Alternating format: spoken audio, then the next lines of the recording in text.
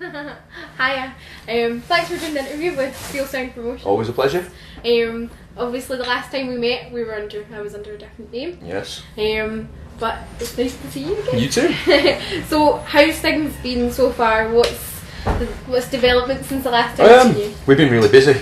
Obviously we've done the new album. It went down really well. We got it done in just over a month. It came out early September and now we're on the UK tour. So it's been pretty hectic, festivals over the summer, all over Europe. Just taking one day at a time really and promoting the new album as much as we can.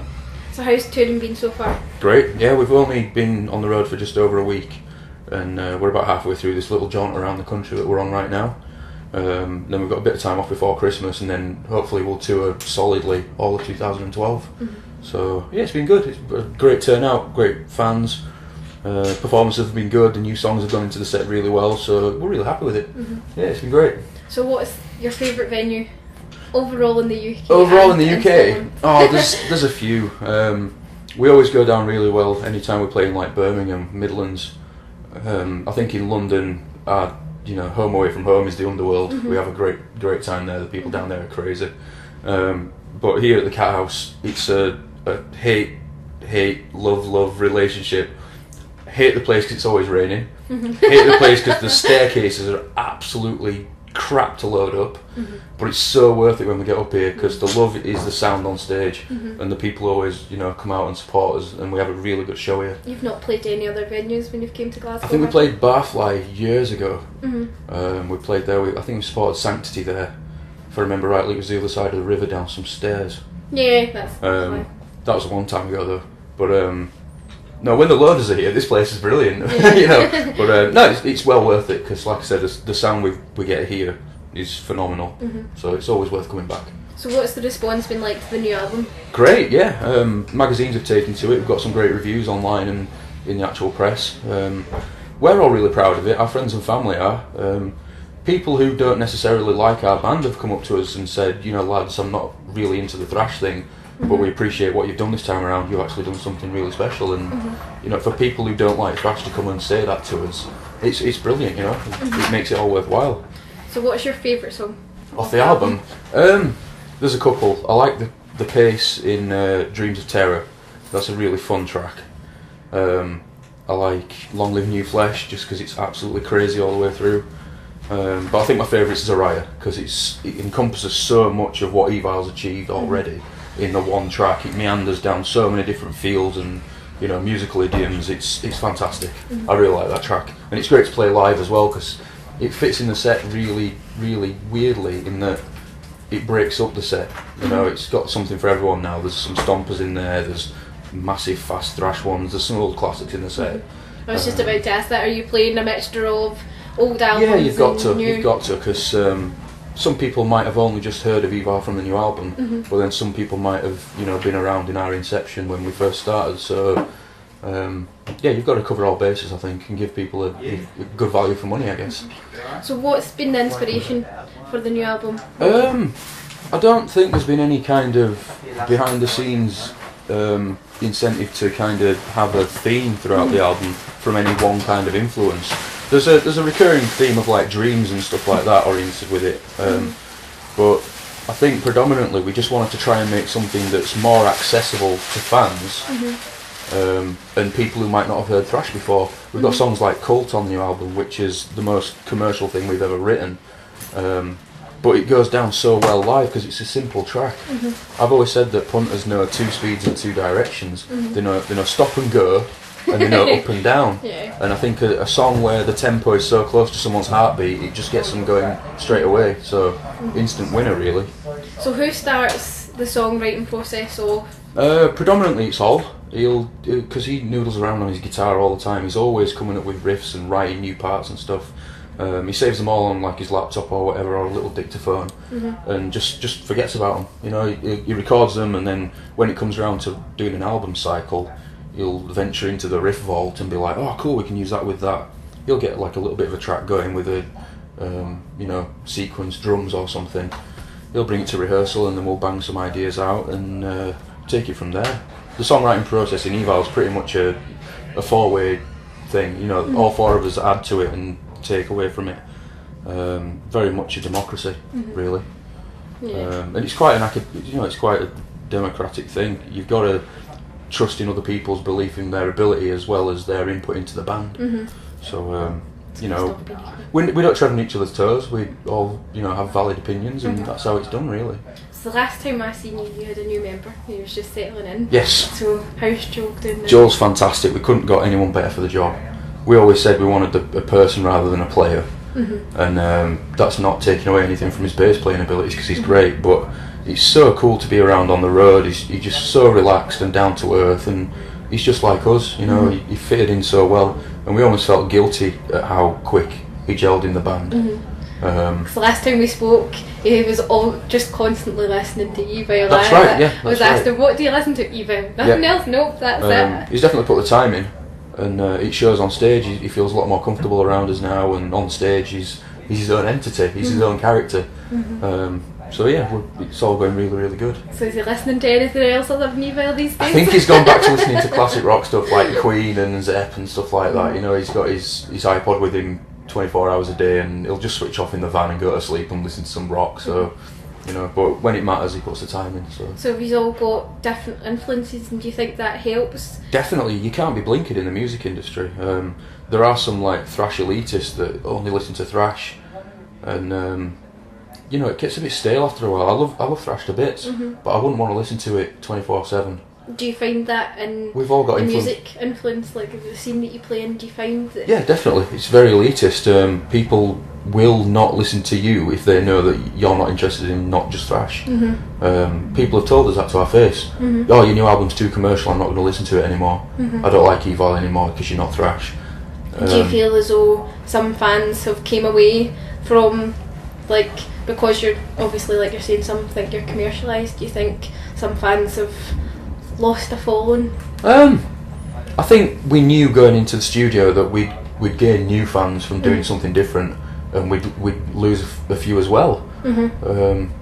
But we're never going to cater to people telling us what we have to do. We don't want to be the band that makes the same album 15 times in a row. We want to adapt and go forwards.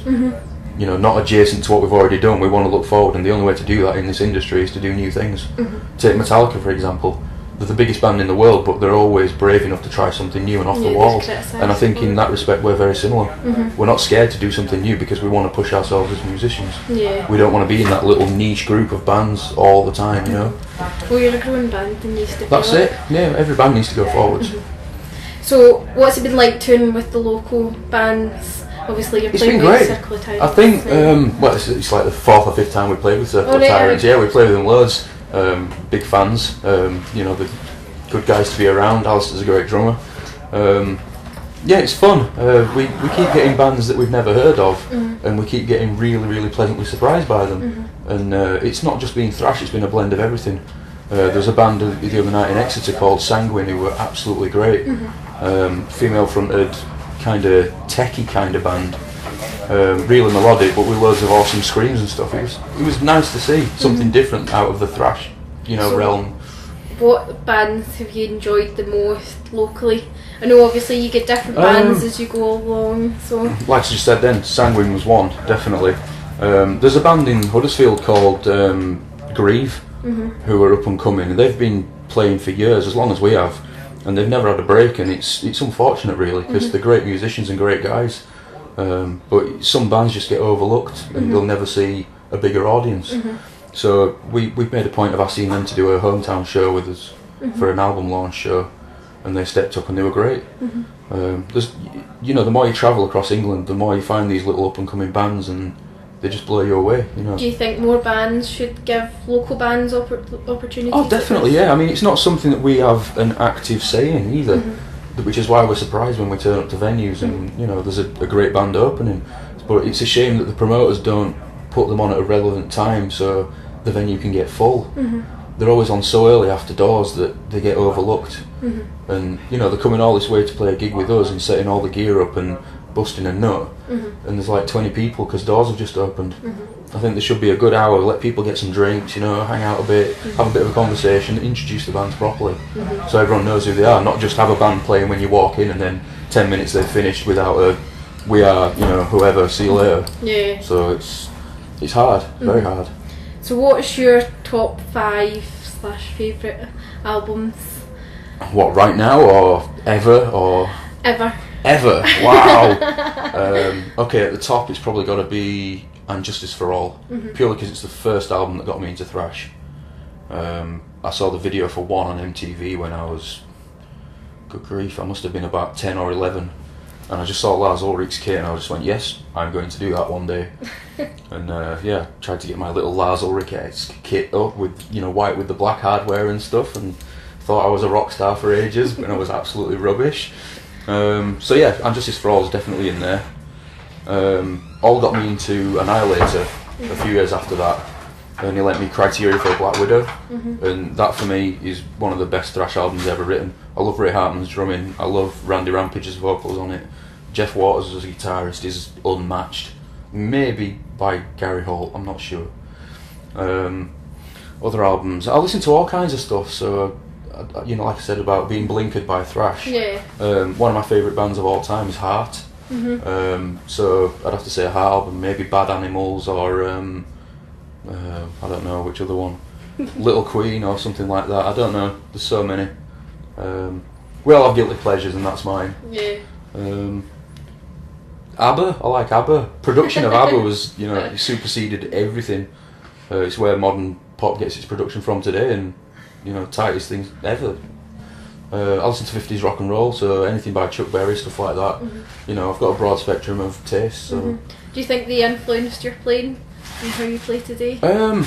Yeah, definitely. I mean, there was a time where I was listening to bands like Slayer and Exodus, and the pure speed of it went over my head. I couldn't decipher it. And then you listen to other stuff like Annihilator, and it breaks you in gradually. And then now I'm listening to more extreme stuff like Suffocation, and at a time when I thought I'd never be able to play like Dave Lombardo, I'm thinking the same about the Suffocation's drummer. You know, it's like he's unmatched in death metal. You know. So do you think that influences you and makes you push yourself? Definitely, you've always got to push your boundaries, otherwise you just end up stagnating in the same water and repeating yourself over and over again for each album. So yeah. Last question. That's okay. Moments that you would like to relive since I last met you, what would you go back and do time and time again? We toured America since we last spoke. That was fantastic. I mean, 5 months in the biggest territory in the world, seeing so much in such a, you know, beautiful place, meeting some great people. I'd like to do that again, definitely. Regarding the album, I don't think we'd change anything. We've pretty much worked so hard over the past 2 years to get that where it is now. If we did it again, we'd just end up wrecking it, I think, because you can overthink things too much. And we said right from the get-go, going into the studio, that in the songwriting process, what usually feels right to start with, you go with your gut feeling. If you know, sit around procrastinating too much about things, you'll end up ruining it. So yeah, definitely. we're pretty much a hit and miss kind of band. If we do things wrong, we learn from it and move on, you know. If we do things right, then great, we'll remember it forever, you know. Yeah. So, any messages for your fans? Hope you like the new album. Just keep listening to it, keep spreading the word of Evile, come to a gig, support live music, and get your thrash on.